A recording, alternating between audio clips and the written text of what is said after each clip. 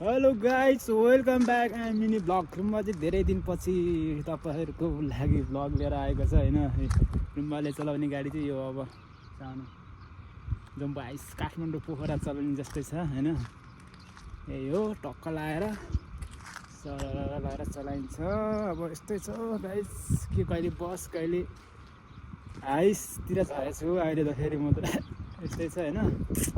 हेर्दै गर्नु होला यसमा, तर केटीहरू पनि बोक्नुपर्छ यो गाडीमा त।